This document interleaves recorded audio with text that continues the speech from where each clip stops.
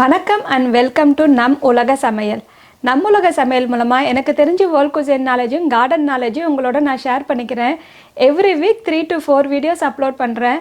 இது வரைக்கும் சப்ஸ்கிரைப் பண்ணாதவங்க ப்ளீஸ் இப்போ சப்ஸ்கிரைப் பண்ணிவிடுங்க. இன்றைக்கி நம்ம உலக சமையலில் வத்தல் குழம்பு எப்படி செய்கிறதுன்னு செஞ்சு காட்ட போகிறேன். நீங்கள் எந்த வத்தல் வேணாலும் நீங்கள் எடுத்துக்கலாம். கத்திரிக்காய், வெண்டைக்காய், சுண்டைக்காய், இல்லைன்னா பாவக்காய், மணத்தக்காளி வத்தல் எது வேணாலும் நீங்கள் எடுத்துக்கலாம். இன்றைக்கி நான் மணத்தக்காளி வத்தல் எடுத்து தான் குழம்பு செய்ய போகிறேன். இதுக்கு நல்லெண்ணெய், சின்ன வெங்காயம் தான் ரொம்ப நல்லாயிருக்கும். உங்கள்கிட்ட சின்ன வெங்காயம் இல்லைன்னா பெரிய வெங்காயம் வச்சு யூஸ் பண்ணிக்கலாம்.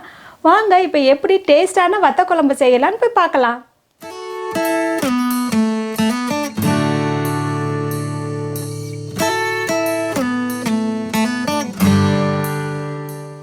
வத்த குழம்பு செய்ய தேவையான பொருட்கள் இதுதான்.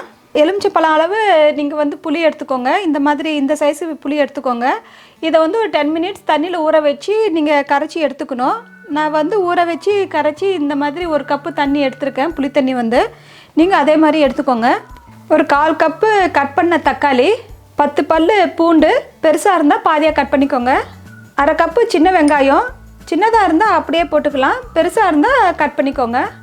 உப்பு தேவையான அளவு, 1/2 ஸ்பூன் கடுகு, கருவேப்பிலை தேவையான அளவு, நல்லெண்ணெய் 1/4 கப்பு, 1/2 ஸ்பூன் உளுந்தம்பருப்பு, 1/4 ஸ்பூன் பெருங்காயம், ஒரு 3 காஞ்சி மிளகா, 1 டேபிள் ஸ்பூனு சில்லி பவுடர், உங்களுக்கு காரம் எவ்வளவோ அதுக்கு தகுந்தாப்பில் எடுத்துக்கோங்க. 1 டேபிள் ஸ்பூனு தனியா பவுடர். நீங்கள் காரத்துக்கு 2 டேபிள் ஸ்பூனு சில்லி பவுடர் எடுத்தால் 2 டேபிள் ஸ்பூன் தனியா பவுடர் எடுத்துக்கோங்க. சரியாக எடுத்துக்கோங்க. 1 ஸ்பூனு சாம்பார் பவுடர். நீங்கள் கடையில் வாங்கினதாலும் யூஸ் பண்ணிக்கலாம், வீட்டில் இருந்தாலும் யூஸ் பண்ணிக்கலாம். நான் கடையில் வாங்கின சாம்பார் பவுடர் தான் யூஸ் பண்ணுறேன். மணத்தக்காளி வத்தல் ஒரு 2 டேபிள் ஸ்பூனு, வெந்தயம் 1/4 ஸ்பூனு, வெல்லம் ஒரு 2 பிஞ்சு. இது ஆப்ஷனல் தான், உங்களுக்கு ஸ்வீட் வேண்டானா இதை நீங்கள் ஸ்கிப் பண்ணிக்கோங்க.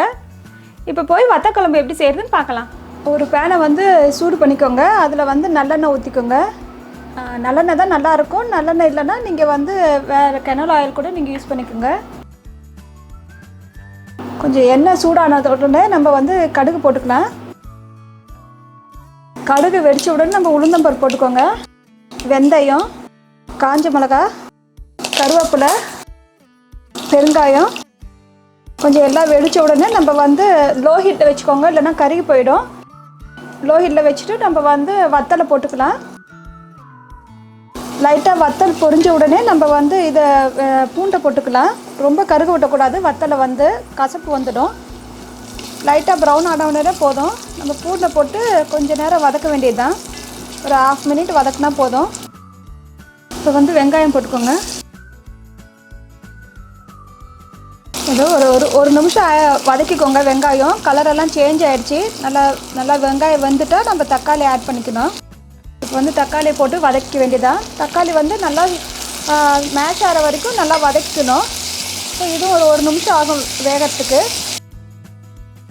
இப்போ நல்லா வதங்கிடுச்சு பாருங்கள். வெங்காயம் தக்காளி எல்லாம் நல்லா வதங்கினா தான் குழம்பு நல்லா திக்காக இருக்கும். நல்லா வதங்குற வரைக்கும் வதக்கிக்கோங்க. ஒரு நிமிஷம் 1.5 நிமிஷம் வரைக்கும் நல்லா வதக்கி எடுத்துக்கலாம். ஸோ இப்போ நம்ம எல்லா பொடியும் போட்டுக்கிறது தான். சில்லி பவுடர், धनिया पाउडर, सांबार पाउडर.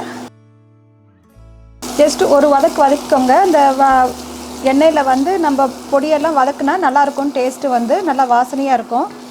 ஒரு வதக்கிட்டு அதுக்கப்புறம் நம்ம புளி தண்ணி ஊற்றுறது தான். இப்போ நம்ம புளி கரைச்சி வச்சு தண்ணியை ஊற்றிக்கலாம். இது கூட கொஞ்சம் தண்ணியும் சேர்த்துக்கோங்க. தேவையான அளவு தண்ணி சேர்த்துக்கோங்க. நல்லா கொஞ்சம் தண்ணியாக இருந்தால் தான் நல்லா அது கொதித்து கெட்டியாகிற வரைக்கும் நல்லா திக்காக வரணும். அப்போ தான் தண்ணி இருந்தால் தான் நல்லா கொதித்து அந்த பச்சை வாசனைலாம் போகும். ஸோ அதளவுக்கு தண்ணி ஊற்றிட்டு நம்ம ஒரு 5 minutes இதை கொதிக்க வைக்கணும். ஸோ அது கூட நம்ம உப்பு போட்டுக்கலாம். இது ஒரு 5 minutes கொதிக்கட்டும். எண்ணெயெல்லாம் மேலே வந்துடும் ஒரு 5 நிமிஷம் கழிச்சு. ஸோ அப்போ பார்க்கலாம். பாருங்கள், ஒரு 5 minutes ஆகிடுச்சி. கொஞ்சம் நல்லா கொதிச்சிடுச்சு. எனக்கு கொஞ்சம் பச்சை வாசனைலாம் போயிடுச்சு. ஸோ மீடியம் ஹீட்டில் வச்சு தான் நம்ம ஒரு 5 minutes to 6 minutes கொதிக்க வைக்கணும். இப்போ லோ ஹீட்டில் போட்டுட்டு ஒரு 2-3 minutes அப்படியே விட்டுடலாம். நல்லா எண்ணெய் எல்லாம் மேலே வர வரைக்கும் நம்ம லோ ஹீட்டில் வச்சுடலாம். ஸோ எண்ணெய் மேலே வந்துட்டாவே குழம்பு ரெடி ஆகிடுச்சுன்ட்டு ஒரு 2 minutes கழித்து பார்க்கலாம்.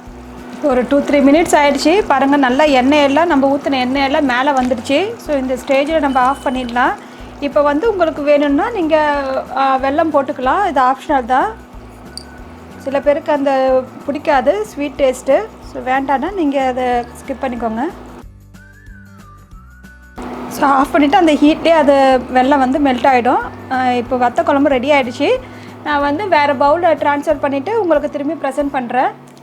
இதோ நம்ம பண்ண டேஸ்டான மணத்தக்காளி வத்த குழம்பு ரெடி ஆகிடுச்சு. இதே மாதிரி நீங்களும் செஞ்சு பாருங்கள். ரொம்ப நல்லாயிருக்கும். உங்களுக்கு என்ன டவுட் இருந்தாலும் கமெண்ட்ஸ் பண்ணுங்கள், நான் ரிப்ளை பண்ணுறேன். லைக் பண்ணுங்கள், ஷேர் பண்ணுங்கள், சப்ஸ்கிரைப் பண்ணுங்கள். பக்கத்தில் இருக்க பெல் பட்டனையும் ப்ரெஸ் பண்ணுங்கள். அப்போ தான் நான் போடுற வீடியோலாம் உங்களுக்கு நோட்டிஃபிகேஷனாக வரும். தேங்க்யூ.